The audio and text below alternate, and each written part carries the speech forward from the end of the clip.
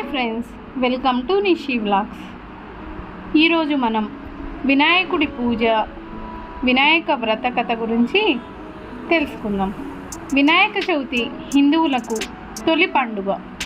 భాద్రపద శుద్ధ చవితి రోజునే వినాయకుడి జననం జరిగిందని కొందరు, ఘనాధిపత్యం వచ్చిందని కొన్ని పౌరాణిక గాథలు వ్యాప్తిలో ఉన్నాయి. విఘ్నేశ్వరుడు పుట్టినరోజు లేదా ఘనాధిపత్యం పొందిన భాద్రపద శుద్ధ చవితిని వినాయక చవితి పండుగగా హిందువులు జరుపుకుంటారు. ఆ రోజునే వినాయకుడు పుట్టాడని, ఘనాధిపత్యం పొందాడని పలు పురాణ కథలు ప్రచారంలో ఉన్నాయి. వినాయక చవితి రోజున ప్రాతకాలమే లేచి ఇంటిని శుభ్రం చేయాలి. తర్వాత తలంటు స్నానం చేసి ఉతికిన వస్త్రాలను ధరించాలి.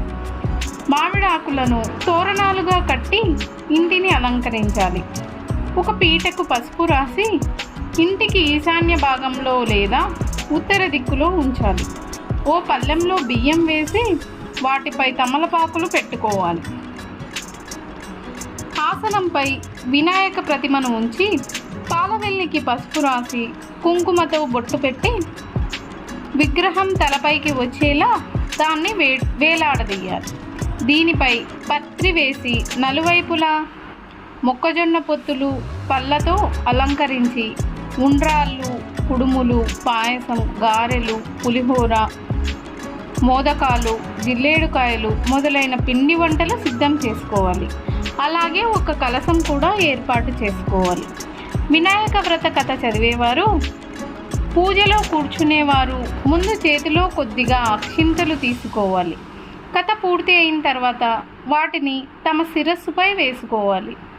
పూర్వం చంద్రవంశానికి చెందిన ధర్మరాజు దాయాదులతో మాయాజూదం వల్ల రాజ్యాన్ని పోగొట్టుకొని భార్యా సోదరులతో వనవాసం చేస్తూ ఒకనాడు నైమిషారణ్యానికి చేరుకున్నాడు.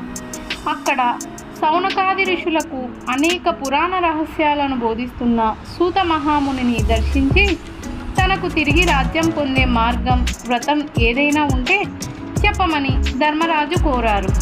అంతటా సూత మహర్షి సకల శుభాలను ఒసగే వినాయక చవితి గురించి వివరించారు. విఘ్నేశ్వరోత్పత్తి, చంద్రదర్శన దోష కారణం, శాపమోక్షం గురించి ఆ మహాముని ఎలా చెప్పారో నెక్స్ట్ పార్ట్లో చూద్దాం.